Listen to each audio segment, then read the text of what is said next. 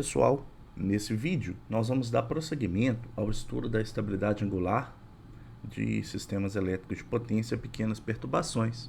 Eu sou o professor Wesley Pérez, do Departamento de Engenharia Elétrica da UFSJ.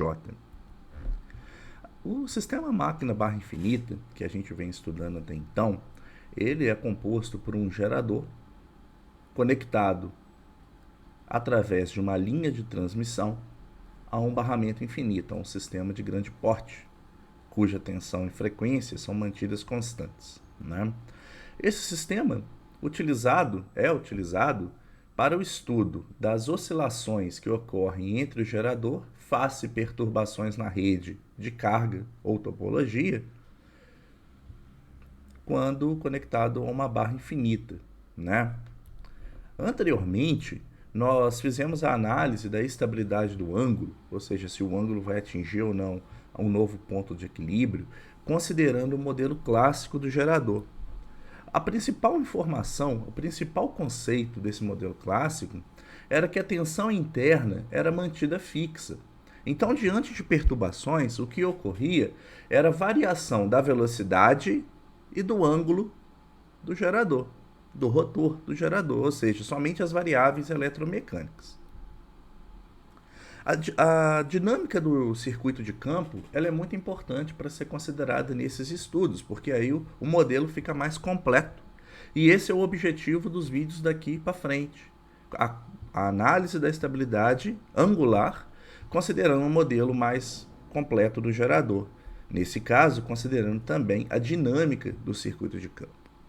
As equações diferenciais que modelam essa dinâmica, elas vêm da modelagem das máquinas elétricas, e a gente também vai abordar isso em outros vídeos do canal. O conjunto de equações e variáveis a serem consideradas são as algébricas e as diferenciais.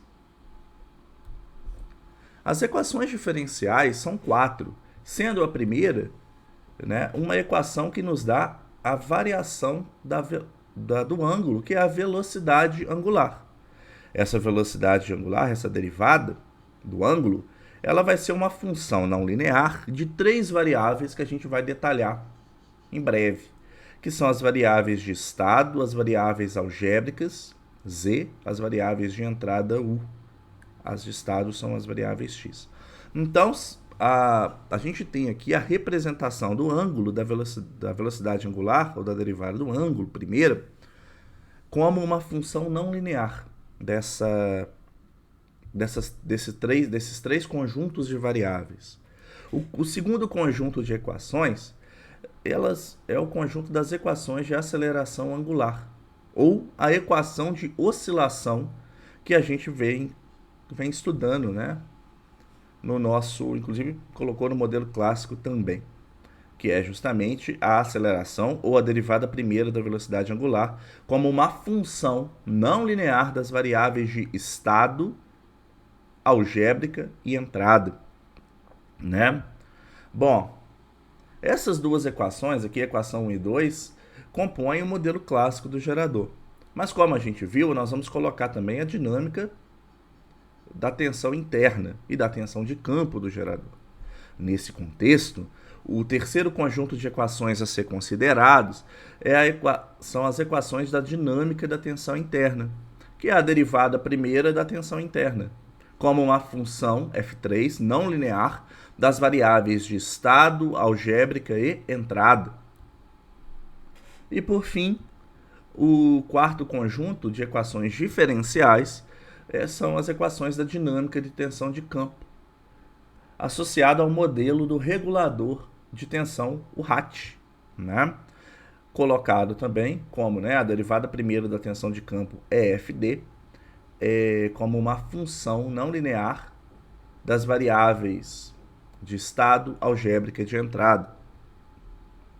Já as equações algébricas são aquelas equações do tipo 0 igual a G1 de x, z, u. O primeiro conjunto de equações algébricas são as equações que vão associadas ao estator do gerador, o estator da máquina, e vão relacionar para nós a tensão interna gerada com a tensão terminal do gerador. Vem novamente do modelo dinâmico dos geradores, do modelo de máquina, da modelagem de máquinas elétricas, e são equações que não aparecem aqui do lado esquerdo das derivadas, ou seja, são equações estáticas. Já o segundo conjunto de equações algébricas já são mais conhecidas por nós. São as equações de fluxo de potência. São, por exemplo, as equações de balanço de potência ativa e reativa nas barras do sistema. 0 igual a G2, uma função não linear, de variáveis de estado, algébrica e entrada. Essas são as equações do fluxo de potência que vai relacionar para nós, no caso do sistema máquina barra infinita, a tensão terminal do gerador com a tensão da barra infinita. Entre elas, entre essas duas barras, existe a linha de transmissão. Bom, então vamos falar um pouquinho agora das variáveis de estado, entrada e algébrica. As variáveis de entrada, denotada por U, são as potências, né? A potência mecânica e a tensão de referência do regulador automático de tensão, o RAT, ou o AVR, né? O Automated Voltage Regulator. A potência mecânica é a potência de entrada da turbina, né? A turbina define essa potência para o gerador, né? E a tensão de referência é a tensão que eu quero lá no terminal da minha máquina. Eu tenho aqui um diagrama de bloco que vai justamente mostrar para nós a relação da tensão de campo com as tensões de referência e terminal. Então a gente observa, né, que esse é o modelo do RAT, é o modelo do regulador automático de tensão de primeira ordem, composto, né, por um modelo estático que a gente chama, uma função de transferência de primeira ordem, né? Já visto que eu tenho aqui somente uma derivada, o S, né?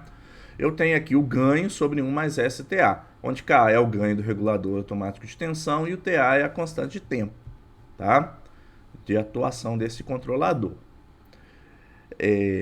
A gente observa que o RAT, ele atua na tensão de campo EFD com o objetivo de fazer que a tensão terminal do gerador seja próxima da tensão de referência, tá? Então a gente observa aqui que o VRF menos VT é um sinal que entra nesse controlador e o EFD, que é a tensão de campo, que controla o fluxo interno na máquina e gera a tensão interna da máquina, tá? Já as variáveis algébricas, elas são as tensões e correntes. As tensões, no caso do sistema máquina barra infinita, expressas em coordenadas dQ, e a corrente do estator e da rede expressa em coordenadas dQ. Tá? As coordenadas dQ, elas vêm lá da transformação de Park, onde a gente passa de um modelo de coordenadas ABC no gerador, para uma coordenada de quadratura e de direta, né, dQ. Isso facilita as modelagens do gerador. Haja vista que a gente não vai ter, por exemplo, indutâncias que vão variar no tempo, né, e no espaço, né? Isso daí é uma questão de modelagem e a gente vai abordar isso também mais para frente, né? Mas o objetivo aqui é falar sobre a formulação geral, né, bem de forma direta, para que você possa entender.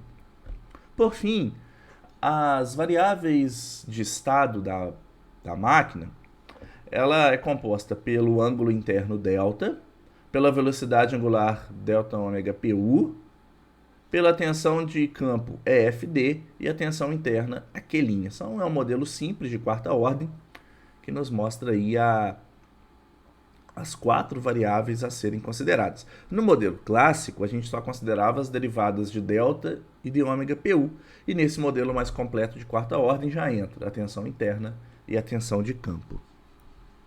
Por fim, a gente apresenta a formulação geral das equações algébricas. 0 igual a G, né? Ou seja, G é uma função não linear. Do lá a gente falou que tem tanto para o estator, que seria um tipo de equação, e o G2, que seria, né, para a rede, outro tipo de equação. Mas também ambas como função de x, z e u. Tá? Esse daí são a formulação geral que é importante a gente entender neste momento, né? Uma visão geral da modelagem de um sistema máquina/infinita para análise de estabilidade angular a pequenas perturbações, considerando uma representação mais adequada, uma representação mais completa para o gerador. Obrigado por assistir esse vídeo. Neste canal, desenvolve-se conteúdos gratuitos para pesquisa e ensino na área de sistemas elétricos de potência e sistemas de controle. Se esse conteúdo foi útil para você, peço que curta, compartilhe e se inscreva no canal, o que é muito importante para a divulgação do meu trabalho. Me acompanhe também nas redes sociais ResearchGate, Twitter e LinkedIn. A lista completa com meus artigos científicos pode ser obtida no meu currículo Lattes do CNPq, no Google Scholar e no Orchid. Obrigado novamente e até mais!